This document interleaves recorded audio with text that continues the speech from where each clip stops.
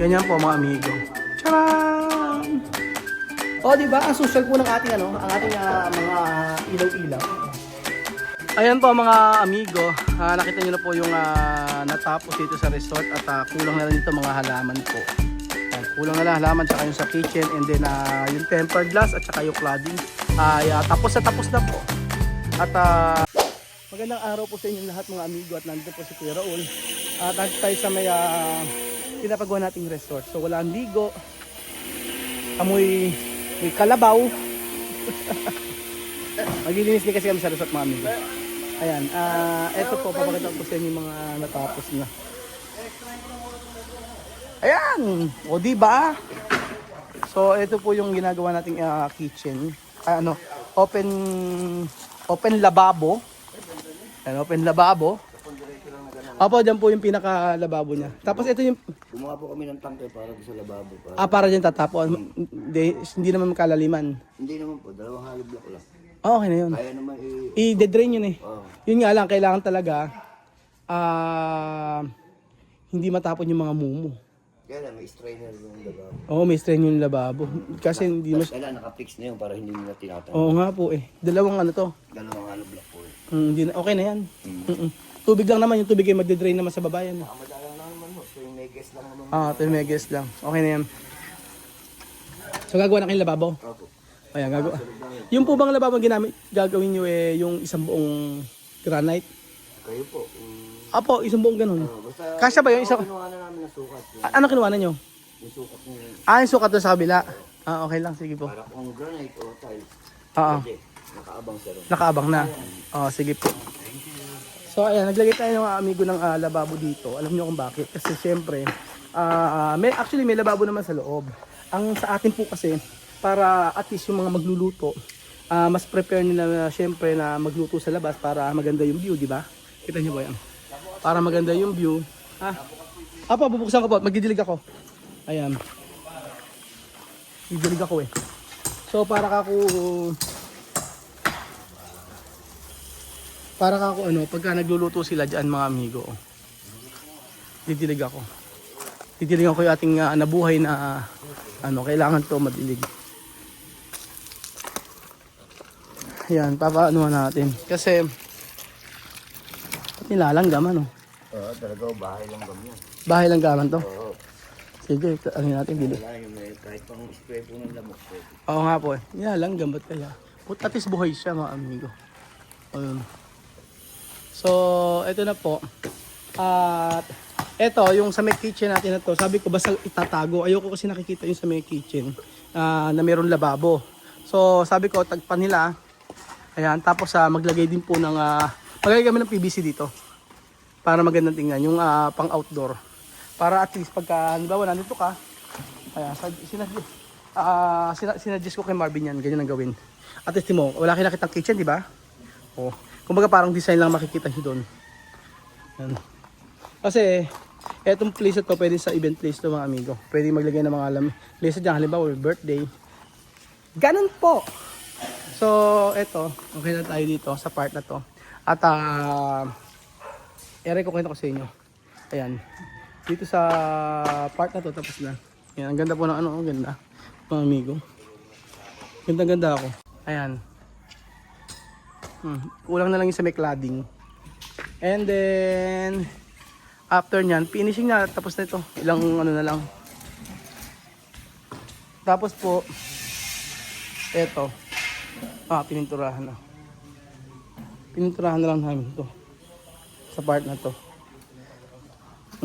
Linis-linis na. Tapos eto pala. Meron kaming dito ginawa. Ayan. Charan! Ito, ang ganda ng tingnan nyo po yung ating basket na binili. Basket ba to? Ganda Ratan siya Ayan, ratan. So malaki yan sa totoong buhay. Ibili na ng ilaw.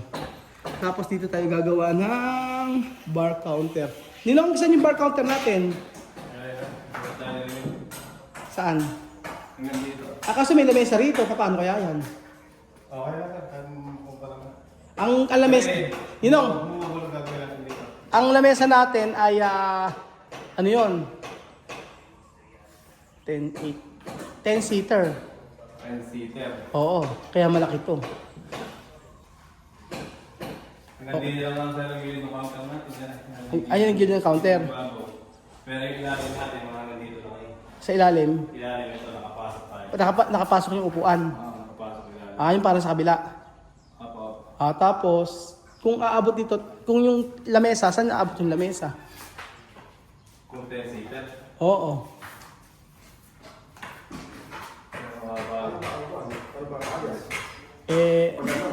Ganun. Andyan yung ano. Oo.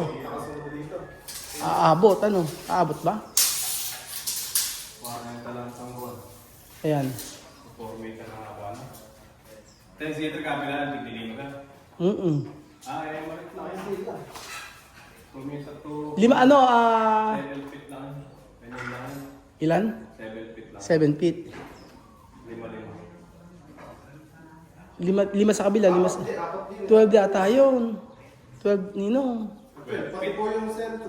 Oo, bali 5-5. 5. Oo, abot ba yun?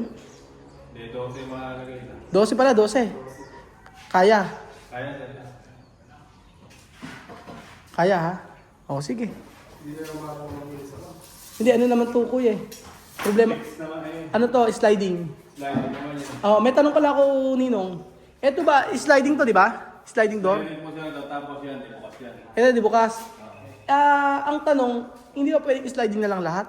Pwede para kainin. Pero na-order na ba ni Barbin? Hindi mo muna ka-order yan. Hindi mo muna kasi tempered tayo. Ha? Tempered yung gagamitin natin dyan. Oo. Wala ko order. Hindi ba na-order ng tempered? Ano ba na? Sa mga... Oo nga eh. Ang alam ko, mas napansin kasi namin, pag sliding lahat, walang space na nakakain. So ano ko, sliding to, tsaka yung kabila. Yung kabila, tsaka yung sliding. So, di bukas. Oo. Tapos pala ko. Hindi na natin mag-training. Tapos saan yung ano? Saan yung bed niya? May bed eh. O, dyan tayo. Gumawa na ba ng bed? Di ba maglalagay tayo ng bed yan? Oo, ilang bed ba ka dyan, Kasya? Marami yan. Eh, kung lang yun, 36 lang yun. Isang buwan na yun. Ang bed nun Ninong, ano ha? Ano ba sabi ni Marvin? 36. Ayan lang yung isang double eh. Ganyan lang ang natin. Double deck? Oo, pwedeng pinakamalaki no? Eh di ba ano yun? May double tsaka queen, king. Yung king niya ito. Saan? Ano yun? King. King size? King size. Saan? Yan. Ba't parang ang liit? Yung lapad niya. Dalawahan na yan. Lapad! Oo nga pa. Ano yung haba niya eh? Haba niya saan? 72. 75? 75. Ilang nga ilalagay dito? Kaya ba? Ilang bed ang kaya? Tingnan nga natin, Ninong. Para makailan natin. Ilang bed ang... Kahit pati Ninong sa kabila, kaya ba? Try natin. O isa. Pero mag-space ka sa kabila. Ay, medyo dami ang space. Para yung makakadaan, malilinis agad. Kaya dalawa. Ayan. Kaya naman. Kasi yun ang mga, i-ayos mo Ninong. So, isa, dalawa. King size size yan. King ba o queen lang siguro? Queen na tayo. Pag queen ba, ilan ang kasang tao? Eh, singilan lang. Wag. Alang sa dalawa, sa maluwag sa isa. Ganun. Mga dalawa kasya. Dalawahan. Oo, dalawahan tayo. Dalawahan. Kakaroon tayo ng space doon. Oo, maglagay. Siyempre, pag after ng bed, may space ka uli. Oo, pero mas maganda. Ayan. Tingnan natin kung ilan yung kasyang bed. Kasi ito na yung pinaka-ano natin eh. Tapos ano yan Ninong dito? Ano yan? May TV din eh. Kaya ganda sir. Doon, ilan? Isa lang yan. Isa, dalawa, tatlo. Ay, dalawa. Dalawa lang. Kasi magkaka-TV dito eh. Dalawa dito, tapos sa kabila, Apat na. 4. Dito, isa. Dito tayo maglalagay dalawa. Dalawa. Bali, 6. 6, tapos dalawahan, 6. 12. 6 na bed. 6 na bed. Lalawaan yun sir. Dalawahan. 6. Ade, ibig sabihin ilan ang makakaano doon? Sa isang double deck, 4 na sir. Hindi nagawa tayo ng Ilan? 6. Oo. 6 na 4. 24 kasya. O yun, okay na yun. 24 na katao. Oo. Para at least 24 na katao pwede mag-check-in. Maluwag ang bakante. May bakante naman dito. Pwede po tayo maglagay ng Extra, oo dito. Kasi may ano dito eh. Ayun. ayan, kukuha tayo yung ganun. Ano? Kakaroon tayo ng Oo, upuan dito para meron pa. Kasi malaki space dito. Kasi ang... Para ka ako dito kasi pagka naglagay ka ng di bukas sa pintuan, yung space, makakabali. Maglagay ka lang dito. Halimbawa, saan ang bukasan ng pintuan? Pwede tayong nililipin pintuan sa ganun. Oo, yun nga eh. Dito nga lang yung pintuan, okay na eh. Pasok natin din ang mga kabalang Oo. Dyan yung pintuan. Oo. yan yung kanila ang hinigaan. Oo, para pagpasok dito, okay pa din. Kailangan tayo rin. Makakalaan tayo rin. Makakadaan. Oo. Yung cabinet saan natin lalagay? Kailangan kasi ng cabinet. Kailangan nila ng kapit. Hindi ba pwede tayo ng Hindi ba ng hangin? Double tayo. Double deck tayo. Kailangan ng cabinet kasi pag mga ganyan. Teka, gagawa tayo ng ano. Yung dalawa natin. Ah. Yung dalawa natin, sir. Ha? Tingin natin. Hanggang dyan na yun. Yung dalawa. May space pa. Kung sa...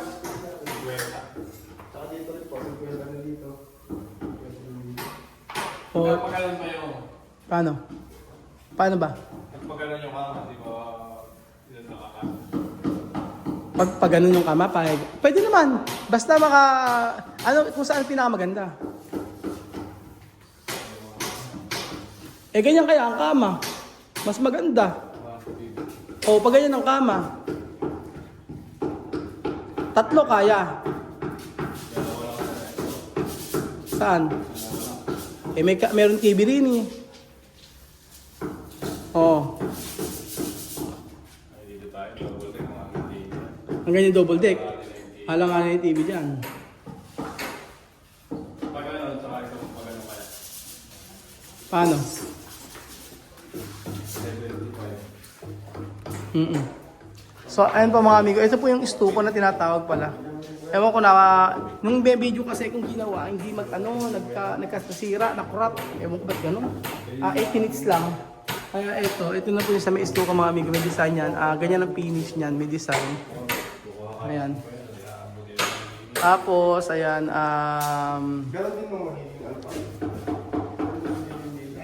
Paano? Parehas lang, sir. Pares lang. Pagka binangat, isang pagano. Oo. Hindi tatama. Oo. Pares lang. So, basta 20, at least 24 kasha plus yung mag-extra bed na lang. 30 kasha. O, di ba? 30. Para sa kabila rin din. 30. Kasi yung sabi na kasi malaki ang space. Kahit saan kayo, pwede kayo magkaroon ng extra ano doon. Extra, pwedeng kahit saan matulog doon, may bed lang na extra. O at least dito, 30 kasha pala. Tapos, maluwag din naman eh, ano, yan nyo po. Tcharam! Tinginan lang siyang hindi tinginan siya maliit. Ayan. Ganyan po mga amigo. Tcharam! O, di ba? Ang social po ng ating mga ilaw-ilaw. Akala mo ano ng damo? Bahay ng manok. Ayan. So ayun mga amigo, ito po yung ating estuko na tinatawag. At ito, tinatop coat na. So ito yung pinaka-finish na yan. Ganda. Kumbaga lumitaw yung pinaka-design niya. Ano. Naging grayish. Ganyan mo yung katapusan niya.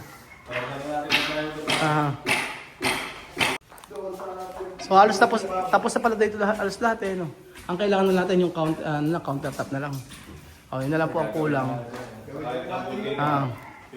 Ayan po mga amigo, nakita nyo na po yung natapos dito sa resort at kulang na lang dito mga halaman po.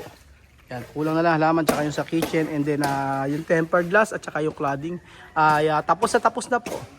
At kayo po ba ay nagagandahan? Ako po nagagandahan ako lalo siguro kapag nalagyan ng ano to, ng kapag nalagyan to ng pag nalagyan ito ng mga halaman, for sure gaganda ito. So marami pa tayong plano mga amigo sa may resort na ito. Unti-unti lang. Syempre kapag kami budget, tsaka tayo aariya. Huwag muna tayong umariya. Kailangan natin tapusin to. And then sa mga yan, dito sa yan, lagi tayong mga halaman dyan. May plano ko dyan, gusto kong maraming mga halaman. Kasi yung halaman po ang magpapaganda sa resort. So, ayun po, antayin po natin kung ano po yung mga mangyayari at matatapos update natin sa resort na ito. So, unti-unti, makakahingi na ng maluwag si Kuya Raul. And then, right after nito, ay ready na po at mag-book na po kayo sa ating Casa Pilipino o Villa Pilipino. Kayo na po ang mamili. Salamat po at God bless. Maliligo muna ako. Amoy akong! Meh! Ay na.